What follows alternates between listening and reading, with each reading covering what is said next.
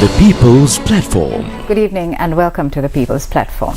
One of the Sustainable Development Goals, SDG 8 in particular, says that by 2030 we must achieve full and productive employment and decent work for all women and men. In Sri Lanka, women's labour participation stands at 31%. So do women actually have access to decent jobs, to safe working places? How can we create inclusive labour markets for women and ensure gender parity? Let's find out. My guest tonight is Dr. Nisha Arunatilake, Director of Research at the Institute of Policy Studies. Good evening and welcome, Dr. Nisha. Thank you. Dr. Nisha, when we talk about decent work, it encompasses dignity, equality, fair wages, safe working conditions, inter alia. Could you put this into context in Sri Lanka? Yes, sure. So now you just said that 31% is the share of women who are in the labor market. Now if you look at just that is all 15 and above women. But if you just look at the 15 to 60, it's about 38.5% of women are in the labor market. But of those, only 22% are in wage employment. That means they are neither self-employed nor working for their households. So they are earning a wage. And of those, only 14.5% are in full-time employment. And of the ones who are in full-time employment, only 13.5% of all these women who are 15 to 60 years of age are getting a decent wage. When I say decent wage, so we did this study for 2018. It's the legislated decent work. At that time it was rupees 13,500. So of all these women who are in the labor, one problem is we have only about a third of women in the labor market. Even of those who are in the labor market, only about of the population 13.5% are getting a decent wage. But if you look even deeper, earning this decent wage within decent hours. So the Sri Lankan legislation also specifies that a person should only work 8 hours a day. So some of these women do earn a decent wage, but they have to work long hours. Especially for females, it's a problem. You know, our culture is such that females have to bear a bigger play a bigger role in terms of providing for the family, taking care of the children, the elderly, all of that. So it is difficult when they have very long work hours. So if you just look at the women who are earning a decent wage, in full-time employment, it is less than 10% of the working age. So, yeah. Could you take us through some of the barriers to women's participation in decent work in Sri Lanka?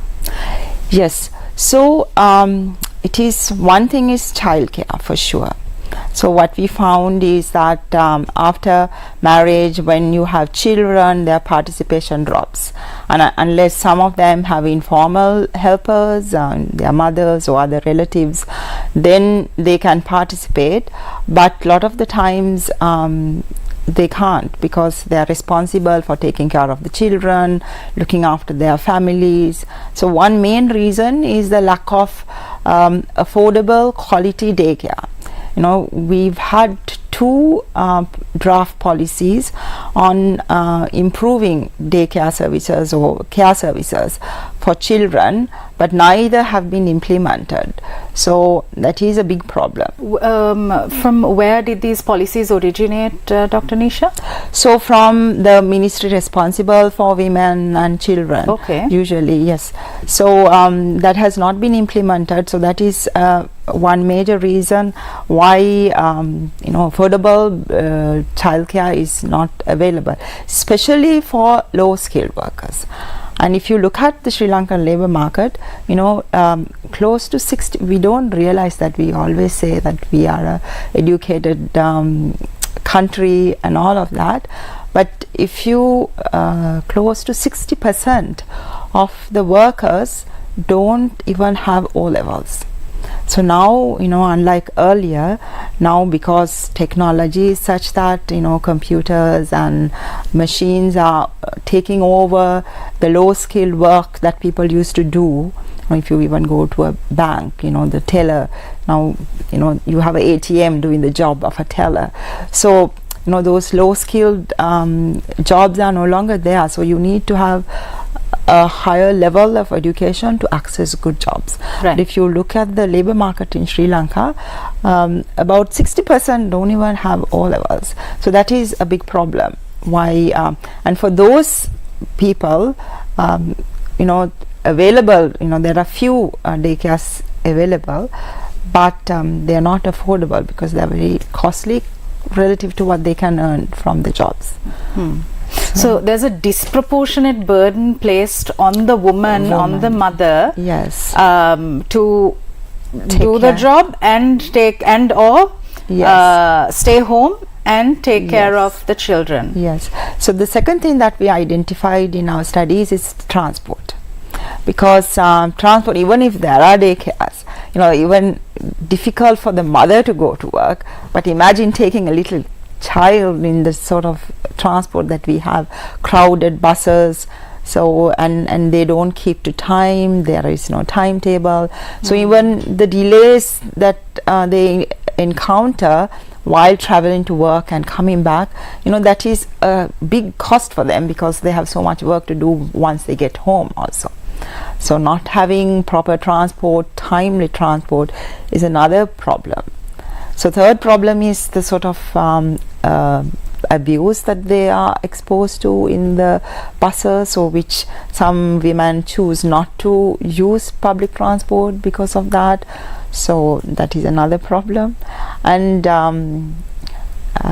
shall I go on? Yeah, please do. This is very depressing, but I think it's a necessary conversation. Yes. So the other problem is actually because of this. So we think that because of these gender roles and the bigger burden on females, it's only a supply side issue, but it has actually become a demand side issue also. So employers also realize if you have a mother working, they are less committed. I mean, I've heard people say that because they have to think about picking up their child from the school, and so they can't stay after working hours for meetings because they are worried about their families back home.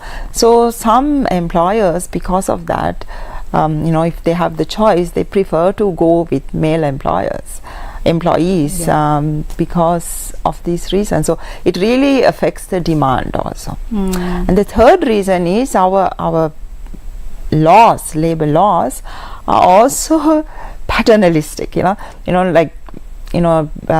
Say, let's take for example the maternity leave. Now, maternity leave, it's the responsibility of the employer to pay for maternity leave. So what is recommended by ILO is that it should come from some common fund. Okay. When it is the responsibility of the employer has to incur a higher cost when they are employing females. Because if they are young females especially, they have to pay them during this maternity leave period, so this is more costly. So obviously if you are a profit making person, you would go with the males. So that is just one example. But that is also problematic. So that is a problem. And if even there is another legislation which says if you are getting females to work in the night, you need to have a matron. I mean, they are all added costs. I'm not saying that they shouldn't look after the safety of the workers, but the way it is drafted, it's not equal, and it makes it more costly to hire females. So I mean, all of these things. Although equality is constitutionally enshrined in Sri Lanka, what we see is a landscape where there is a lack of proper infrastructure to support women's access to safe and decent work. So the overall system seems to be geared against women. Correct. Yes. Yeah, well, how do you view this? I mean, from a research perspective. So there are a lot of reasons why that is the case. One thing is, I think, the fact that we don't have enough women in parliament. These decisions, the laws, even giving priority. Even this earlier law I was talking about on providing childcare. Who decides which law should get priority and implement? So if it is majority of males, I mean, it's nothing wrong. It's just they don't understand the importance of these laws, importance of providing this childcare. So one thing is we need to have females represented in these decision making bodies, so that their perspectives are also included when decisions are made on what policies to implement, how to prioritize them, difficulties faced by women. So that is very important, I think. Other thing is, the one reason is we have a lot of laws, but they are not properly implemented. Right. Something like, say, the sexual harassment, there is a law. Or discrimination, we don't have a law on that.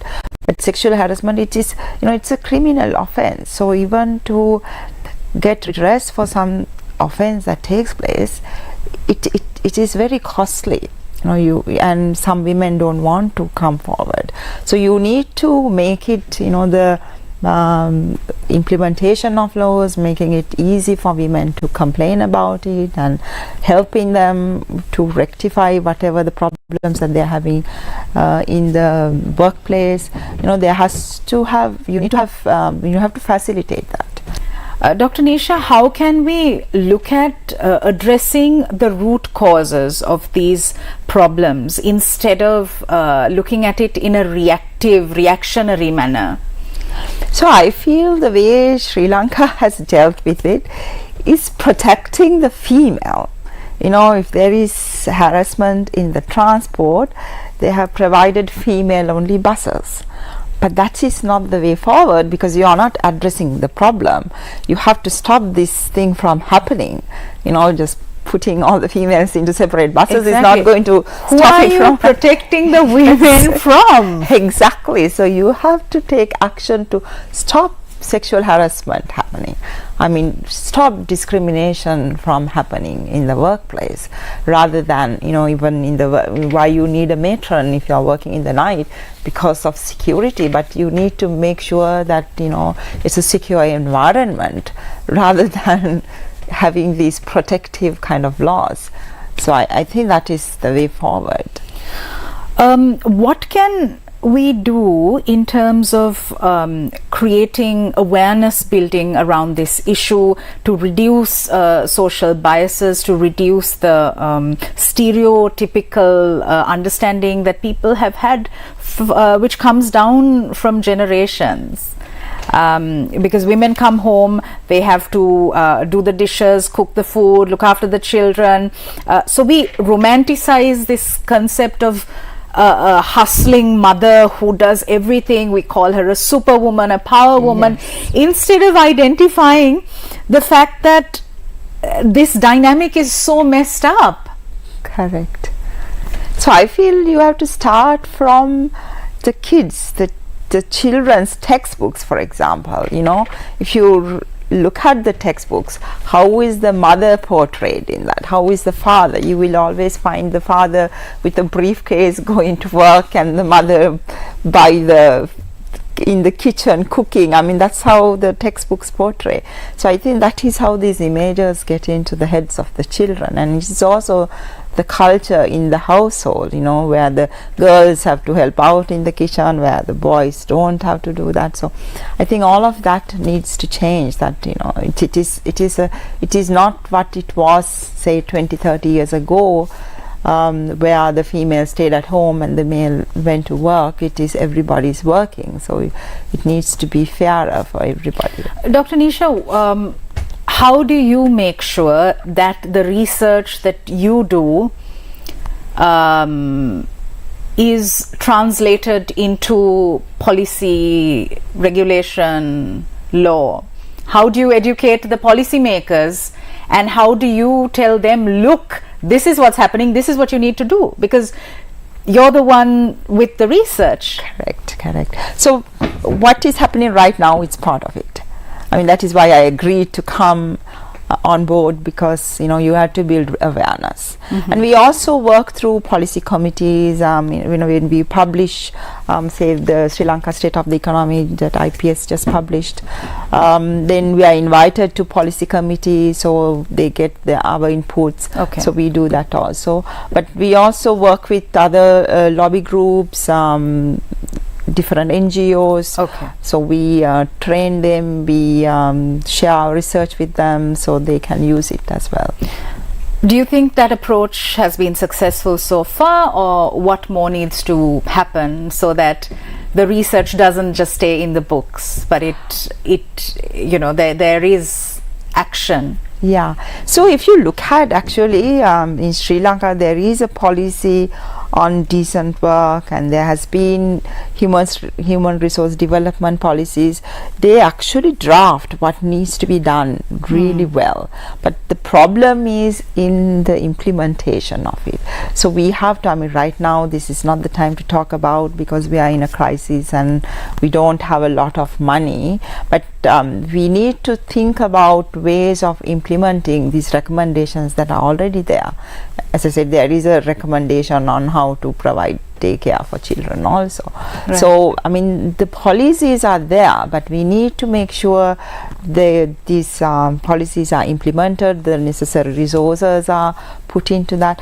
One other thing is also this frequent changes that are happening to the ministries. That is also very disruptive, because there is no history of these policies. One policy is made in one ministry, and the ministry changes, and then you have a new ministry, so there is no follow-up. Doesn't the work done thus far get carried forward? Where does it go? They are shuffled and reshuffled so often that sometimes people lose track of what was done before.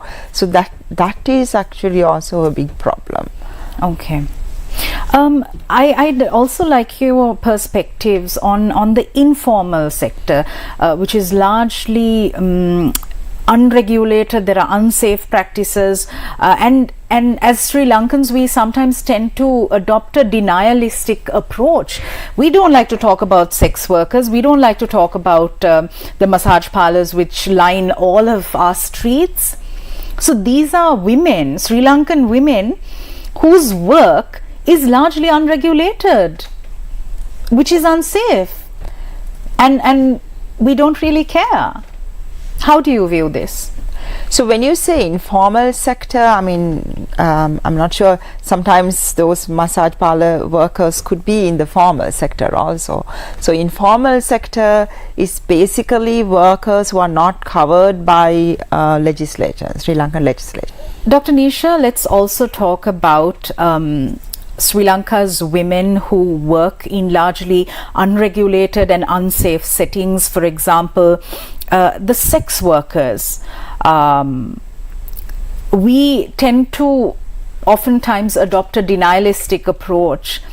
These women operate in the most unsafe environments, and there is very little protection that is afforded to them.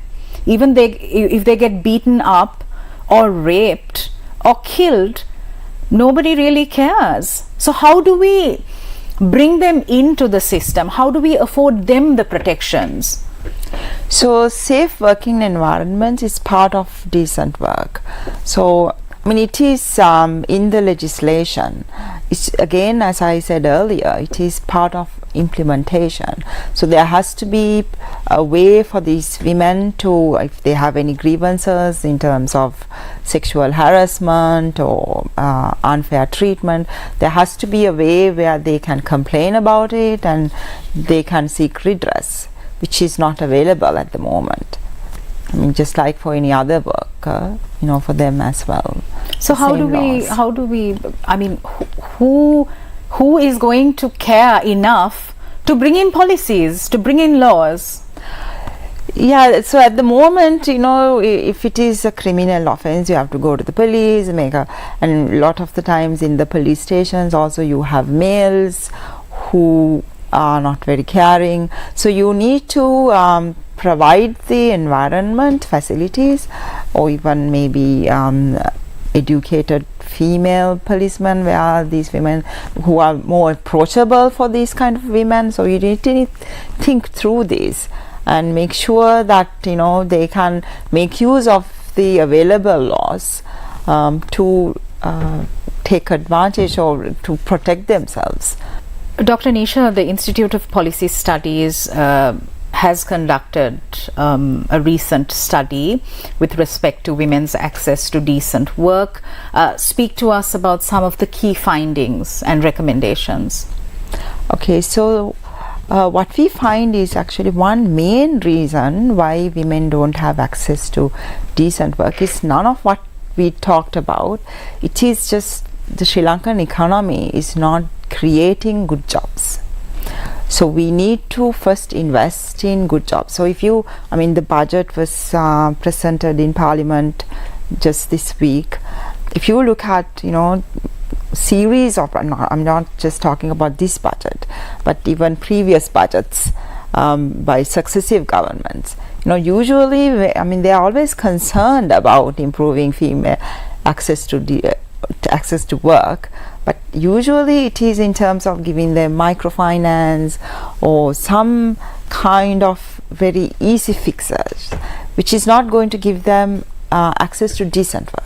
Because if you look at microfinance, for example, if you are a woman in a rural village, you start up a small kiosk selling something, and you are looking at your neighbors to buy things from you. They also are poor, they can't afford to buy a lot of things. They are not going to be very successful. From the start, it is not going to be successful. So if you want to improve their access to better quality jobs, you really need to think about connecting them with urban centers or even international markets where there is buying power, so that they can do industrious things, productive things, which can earn them a good wage. So you really need to think through these things, and for that, you have to have the necessary infrastructure. You have to provide them with support, inputs for their whatever they want to do. So really need to think through this very carefully, rather than making easy solutions. So that, I think, direct investments in the rural sector. So if you look at outside of Colombo, more than 30% of the workers are in agriculture. Now, so that is maybe somewhere you can start also improving the productivity of agriculture and connecting them with markets, so that there is better wages. So one main thing that we found is that it's the lack of jobs. And second thing is lack of skills. As I said earlier, 60% of the population don't even have O-levels. And there are very good jobs, in the ICT sector, in finance, very good, high quality, high paying jobs. But a lot of these workers without even O-levels can't access them. So another thing is you need to improve the skills, education. Do you think that we need to rethink the employment paradigm? Because you said that at the beginning of the interview, that because of machines, IT, yes, all of the entry of more machine intensive industrialization. Yeah.